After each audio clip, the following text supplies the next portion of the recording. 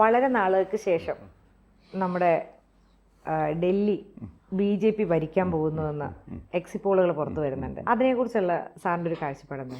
അപ്പോൾ 27 വർഷങ്ങൾക്ക് ശേഷമാണ് ഡൽഹി പിടിക്കാൻ പോകുന്നത്. BJP പിടിക്കാൻ പോകുന്നു എന്ന് എക്സിറ്റ് പോൾസൊക്കെ പറയുന്നു. അതായത് 10 കൂട്ടറിൽ 8 കൂട്ടരും പറയുന്നത് BJPക്ക് കിട്ടും എന്നാണ്. അപ്പോൾ അത് നമുക്ക് വിശ്വസിക്കാം എന്ന് ആണ് തോന്നുന്നത്. അപ്പോൾ പല ഘടകങ്ങൾ ഇതിൻ്റെ പിന്നിൽ പ്രവർത്തിച്ചിട്ടുണ്ട്. ഏറ്റവും പ്രധാനപ്പെട്ട ഒരു ഫാക്ടറാണ് ബജറ്റ്. ഈ പ്രാവശ്യത്ത് മിഡിൽ ക്ലാസ്സിന് വളരെ ഉപകാരപ്പെടുന്ന രീതിയിലാണ്. അതേപോലെ ഉദ്യോഗസ്ഥന്മാർക്കാണെങ്കിലും അവരുടെ ശമ്പളം വെച്ച് നോക്കുമ്പോൾ ടാക്സ് അടയ്ക്കാത്ത രീതിയിൽ രക്ഷപ്പെടാവുന്നൊരു സാഹചര്യം പലർക്കും ഉണ്ടായി കിട്ടിയിട്ടുണ്ടതുകൊണ്ട്. ഇപ്പോൾ ഡൽഹി നമുക്കറിയാമല്ലോ, ഒരുപാട് ഉദ്യോഗസ്ഥന്മാരുള്ള ഉദ്യോഗസ്ഥ വൃന്ദമുള്ള സ്ഥലമാണ്. അപ്പോൾ അവരുടെ ഇഷ്ടം BJPയോട് അതുകൊണ്ട് മാത്രം ഒരു സിംഗിൾ കാര്യം കൊണ്ട് തന്നെ വളരെയധികം വ്യത്യാസം വന്നിട്ടുണ്ട്. അപ്പോൾ ആ ബജറ്റ് ഒരു ക്രൂഷ്യൽ ഫാക്ടറായിരുന്നു. പിന്നെ ഒരു കാര്യം സംഭവിച്ചിരിക്കുന്നത്, ഈ കോൺഗ്രസും AAP അവർ അലയൻസിലാണ് കഴിഞ്ഞ പ്രാവശ്യം. അതെ, ഇന്ത്യ സഖ്യം എന്നൊക്കെ പറഞ്ഞിട്ട്. പക്ഷേ അവർക്ക് ഈ പ്രാവശ്യം യോജിച്ച് മത്സരിക്കാൻ പറ്റിയില്ല. ഒരു പക്ഷേ AAP അവർക്ക് അവരുടെ കാഴ്ചപ്പാടിലൊരു തെറ്റ് പറ്റിയെന്ന് സംശയമുണ്ട്. അവരൊരു പക്ഷേ ചിന്തിച്ചത് കഴിഞ്ഞ ഇലക്ഷനിൽ AAP ഒറ്റയ്ക്ക് നിന്നിട്ട് 62 സീറ്റ്സ് കിട്ടി. കോൺഗ്രസിനാണെങ്കിൽ കിട്ടിയത് 0. അതേപോലെയുള്ള പാർലമെൻറ്റ് ഇലക്ഷനിലൊക്കെ ഈ കോൺഗ്രസും അതേപോലെ AAPയും കൂടി ഇന്ന് മത്സരിക്കുമ്പോഴൊക്കെ എല്ലാ സീറ്റും കൊണ്ടുപോകുന്നത് BJP ആണ്. അപ്പോൾ അവർക്ക് ഈ കോൺഗ്രസ് ഒരു ബാധ്യതയായിട്ട് തോന്നിയിട്ടുണ്ട്. അലയൻസിൻ്റെ ആവശ്യമില്ല. കാരണം ഇപ്പോൾ കഴിഞ്ഞ ഇലക്ഷനിലാണെങ്കിൽ 62 സീറ്റ് AAPക്ക് കിട്ടുന്നു, കോൺഗ്രസിന് 0 സീറ്റ് കിട്ടുന്നു, BJPക്ക് 8 സീറ്റ് കിട്ടുന്നു. അപ്പോൾ അങ്ങനെ നോക്കുമ്പോൾ, അതേപോലെ പാർലമെൻറ്റിൽ ഒരുമിച്ച് നിന്ന് മത്സരിച്ചിട്ടും ഒറ്റ സീറ്റും കിട്ടിയില്ല ഈ കോൺഗ്രസ് AAP ഇതിൽ. അപ്പോൾ AAPക്ക് ഒരു പക്ഷേ തോന്നിയിട്ടുണ്ടാവും ഇവരൊരു ബാധ്യതയാണ്, ഇവരെയും ചുമന്നുകൊണ്ട് നടന്നിട്ട് കാര്യമില്ല എന്ന്. പക്ഷേ അത് പറയുമ്പോൾ ഒരു പ്രശ്നമുള്ളത് എന്താണെന്ന് വെച്ച് കഴിഞ്ഞാൽ, ഈ പൊളിറ്റിക്സിൽ ഒന്നും കൂടി ചേർക്കുമ്പോൾ 2 അല്ല 11, 3 11 ഒക്കെ ആയി മാറാം, ഒന്നും ചേർക്കുന്നു. ആ കാര്യം AAP സൗകര്യപൂർവ്വം മറന്നു കളഞ്ഞു എന്നാണ് തോന്നുന്നത്. കാരണം എന്താണെന്ന് വെച്ച് കഴിഞ്ഞാൽ, ഇപ്പോൾ കോൺഗ്രസിൻ്റെ ഷോയിങ് ഇപ്പോൾ ഇവർ പറയുന്നതനുസരിച്ച് കുറച്ചുകൂടി ഇമ്പ്രൂവ് ചെയ്യണം. ഒരു സീറ്റ് കിട്ടും എന്നാണ് പറയുന്നത്. ഒരു സീറ്റ് ഒന്നെന്ന് പറഞ്ഞു കഴിഞ്ഞാൽ ഓക്കെ, വലിയ കാര്യമാണെന്നല്ല പറയുന്നത്. പക്ഷേ 0-ൽ കിടന്നിരുന്ന ആൾക്കാർക്ക് ഒരു സീറ്റ് കിട്ടുക എന്ന് പറയുമ്പോൾ വലിയൊരു സംഭവമാണ്. ഇപ്പോൾ ഇവിടെ BJPക്ക് കേരളത്തിൽ ഒരു സീറ്റ് കിട്ടുമ്പോൾ വലിയൊരു സംഭവമായിട്ടാണ് നമ്മൾ എടുക്കുന്നത്. BJPക്ക് ഇവിടെ നല്ല ഹോൾഡ് ഉണ്ട്, പക്ഷേ ഇവിടെ സീറ്റ് കിട്ടുമ്പോൾ ഇറ്റ് ഈസ് ന്യൂസ്. അപ്പോൾ അതേപോലെ ഇപ്പോൾ ഈ അസംബ്ലി ഇലക്ഷനിൽ കോൺഗ്രസ്സിന് ഒരു സീറ്റ് കിട്ടും എന്ന് പറയുന്നത്. But that is A giant lip forward, ഈ ഒരു സീറ്റ് എന്ന് പറഞ്ഞാലും. അപ്പോൾ ഇപ്പോൾ കോൺഗ്രസിൻ്റെ ആ കപ്പാസിറ്റി AAPയുടെ കൂടെ നിന്ന് ഉപയോഗിക്കാൻ പറ്റിയായിരുന്നെങ്കിൽ ഒരു പക്ഷേ ഉപകാരപ്പെട്ടെന്നെ. പക്ഷേ കോൺഗ്രസിനെ കംപ്ലീറ്റ്ലി സ്നബ് ചെയ്തിട്ട് AAP ഒറ്റയ്ക്ക് മത്സരിച്ചു. അത് വലിയൊരു പെശകായിപ്പോയി കാണും എന്ന ഇപ്പോഴത്തെ കാര്യങ്ങൾ കാണുമ്പോൾ തോന്നുന്നത്. പിന്നെ വേറൊരു ഫാക്ടർ, AAPക്ക് ആദ്യമൊക്കെ കഴിഞ്ഞ ഇലക്ഷനുകളിലൊക്കെ വളരെ ക്ലീൻ ഇമേജായിരുന്നു. അവർ യാതൊരു അഴിമതിയും നടത്തുന്നില്ല. അവർക്ക് കിട്ടുന്ന പണമെല്ലാം സമാഹരിച്ച് സാധുജനങ്ങൾക്ക് കൊടുക്കുകയോ അല്ലെങ്കിൽ നാട്ടുകാർക്ക് കൊടുക്കുകയോ, അല്ലെങ്കിൽ ഫ്രീ ആയിട്ട് ഇലക്ട്രിസിറ്റി കൊടുക്കുന്നു, ഫ്രീ ആയിട്ട് വാട്ടർ കൊടുക്കുന്നു, അതേപോലെ സ്ത്രീകൾക്ക് ഫ്രീ ആയിട്ട് യാത്ര ചെയ്യാൻ സൗകര്യം കൊടുക്കുന്നു. ഇങ്ങനെ പല കാര്യങ്ങളൊക്കെയാണ് പറഞ്ഞിരുന്നത്. അവരൊന്നും എടുക്കണില്ലെന്ന്.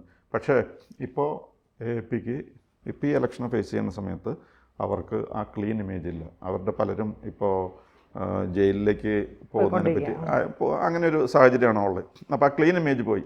പിന്നെ വേറൊരു കാര്യം എന്താണെന്ന് വെച്ച് കഴിഞ്ഞാൽ, ഇവരുടെ ഫ്രീബീസ് ഇങ്ങനെ ഫ്രീ ആയിട്ട് കൊടുക്കുന്ന കുറേ പ്രസ്ഥാനങ്ങളുണ്ടായിരുന്നു. അപ്പോൾ അതിപ്പോൾ അമിത്ഷാ അവിടെ പോകുമ്പോൾ എപ്പോഴും പറയുന്നുണ്ട്, ഇപ്പോൾ നിലവിലുള്ള എല്ലാ സൗകര്യങ്ങളും അതെല്ലാം നിങ്ങൾക്കുണ്ടായിരിക്കും, ഒരു മാറ്റവും വരാൻ പോകുന്നില്ല, അതിൻ്റെ കൂടെ കുറച്ചും കൂടി കൂട്ടിച്ചേർക്കാണ്. അപ്പോൾ ഈ എന്താ ബാലി സുഗ്രീവ യുദ്ധം എന്നൊക്കെ പറയുന്ന പോലെ ഇവർക്ക് ഈ AAP കൊടുക്കുന്നത് മുഴുവനും നിലനിൽക്കും, കൂട്ടത്തിൽ ഞങ്ങളുടെ കുറച്ചും കൂടി തരാം എന്നുള്ളതാണ് അവരുടെ സ്റ്റാൻഡ്.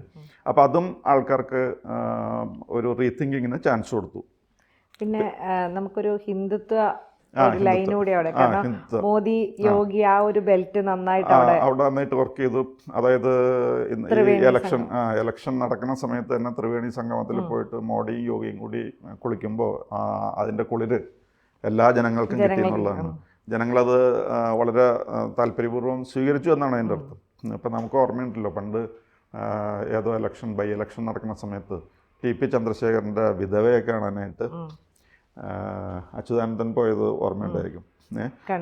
അന്ന് ഇലക്ഷൻ നടക്കുമ്പോൾ ഇലക്ഷൻ്റെ വാർത്തകൾ വരുന്ന കൂട്ടത്തിൽ എപ്പോഴും റിപ്പീറ്റഡായിട്ട് അച്യുതാനന്ദൻ ഈ ടി പി ചന്ദ്രശേഖരൻ്റെ വിധവയെ കാണുന്നതും സംസാരിക്കുന്നതും വന്നുകൊണ്ടിരിക്കുകയായിരുന്നു. അപ്പോൾ സ്വാഭാവികമായിട്ടും അത് ആ വോട്ട്സിനെ കുറേ സ്വേ ചെയ്തു.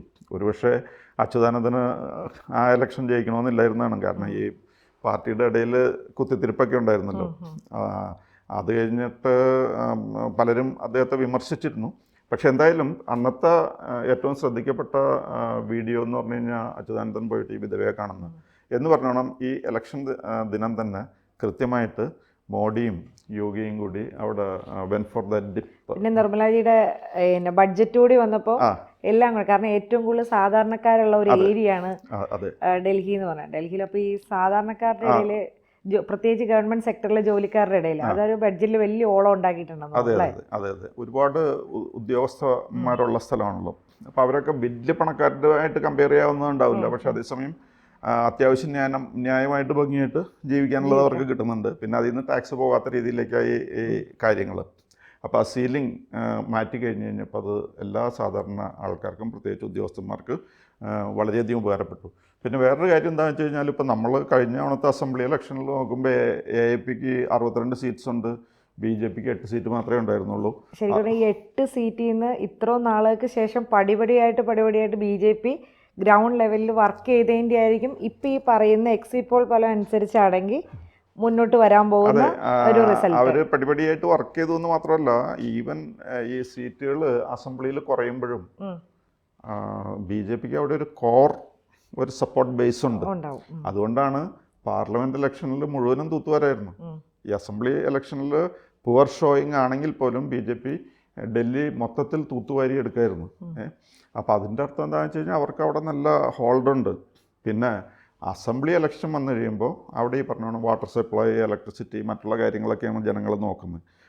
വെള്ളം കിട്ടാനും അതേപോലെ ഇലക്ട്രിസിറ്റി കിട്ടാനും അതേപോലെ സ്ത്രീകൾക്ക് ഫ്രീ ആയിട്ട് ബസ്സിൽ യാത്ര ചെയ്യാനും അങ്ങനെ പലതരം സൗകര്യങ്ങൾ AAP ചെയ്തു കൊടുക്കുന്നുണ്ടായിരുന്നു, അല്ലെങ്കിൽ കെജ്രിവാൾ ചെയ്തു കൊടുക്കുന്നുണ്ടായിരുന്നു.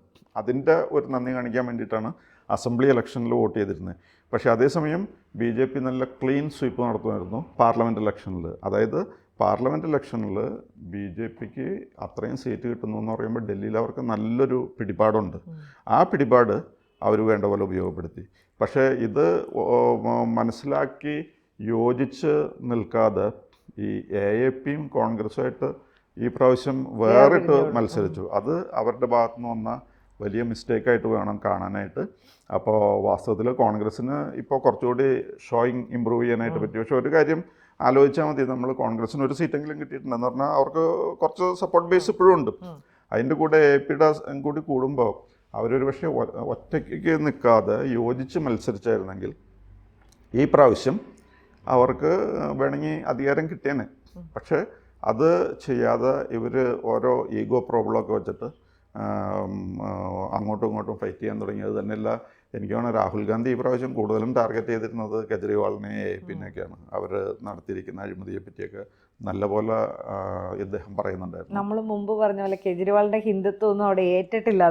കെജ്രിവാളിന്റെ ഹിന്ദുത്വം ഏറ്റിട്ടില്ല. ഇനിയിപ്പോൾ അഥവാ കെജ്രിവാൾ എന്തെങ്കിലും ഹിന്ദുത്വമൊക്കെ കൊണ്ടുവന്നാൽ തന്നെ ഈ ത്രിവേണി സംഗമത്തിലുള്ള മോഡി യോഗി, അതെ മോഡി യോഗിയും കൂടിയുള്ള ഡിപ്പ് അവിടെ വന്നു കഴിഞ്ഞപ്പോൾ അതോടുകൂടി കെജ്രിവാൾ എന്ത് ഹിന്ദുത്വം കൊണ്ടുവന്നാലും ഫലിക്കാത്ത രീതിയിലായിപ്പോയി. പിന്നെ ഓൾറെഡി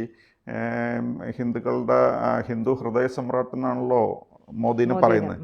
അപ്പോൾ മോദിയുടെ ആ ഹിന്ദുത്വ പോലെ ഇവരാരും ഹിന്ദുത്വം കാണിച്ചു കഴിഞ്ഞാൽ അത്രയ്ക്ക് വരാനുള്ള സാധ്യതയില്ല. എന്തായാലും 27 വർഷങ്ങൾക്ക് ശേഷമാണ് ഇങ്ങനെ BJPക്ക് ഇപ്പോൾ ഡൽഹിയിൽ ഇങ്ങനെ തിരിച്ചു വരാനായിട്ട് കഴിഞ്ഞിരിക്കുന്നത്. കാര്യം BJPക്ക് ഇന്ത്യയിൽ വലിയ ഹോൾഡുണ്ട്, അതേപോലെ നരേന്ദ്രമോദിയുടെ വലിയ വൻ നേട്ടങ്ങളുണ്ട്. പക്ഷെ എപ്പോഴും ഒരു പോരായികയായിട്ട് പറഞ്ഞിരുന്നത് ഡൽഹി അസംബ്ലി പിടിക്കാൻ പറ്റുന്നില്ലെന്നാണ്. അപ്പോൾ ഇത് ശരിക്കും വലിയൊരു തൂവലാണ് അവരുടെ തൊപ്പിയിൽ BJPയിലെ തന്നെ ഒരു സ്ത്രീ മുതിർന്ന നേതാവിൻ്റെ ഒരു കൈകൂടിയുണ്ട് അതിൻ്റെ അകത്ത്. കാരണം ഈ നമ്മുടെ ബഡ്ജറ്റ് എന്ന് പറയുന്ന ഏറ്റവും വലിയൊരു പങ്ക് വഹിച്ചിട്ടുണ്ട് ഇലക്ഷനിൽ നിർമ്മല സീതാരാമൻ. നിർമ്മല സീതാരാമൻ അത് വളരെ നല്ല രീതിയിൽ ചെയ്തു, ഒരു നിർണായകമായ ഘടകമായിട്ട് മാറിയിട്ടുണ്ട്. അത് വളരെ ഈ ഇലക്ഷൻ ഫ്രണ്ട്ലി ആയിട്ടുള്ള ഒരു നടപടിയായി അത് BJPയുടെ വിജയം ഒന്നുകൂടി ഉറപ്പാക്കി. അത് വലിയൊരു ഡിസൈസീവ് ഫാക്ടറായിരുന്നു along with the other things. അതാണ് സംഭവിച്ചിരിക്കുന്നത്. എന്തായാലും നമുക്ക് ശനിയാഴ്ച എന്നിട്ട് നമുക്ക് വീണ്ടും ഒന്നുകൂടി ഇത് വിശകലനം ചെയ്യാം. കൂടുതൽ വാർത്തകളും വിശേഷങ്ങളും നിങ്ങളിലേക്ക് എത്താൻ ABC മലയാളം സബ്സ്ക്രൈബ് ചെയ്യുക. ബെൽബട്ടനും അമർത്തുക.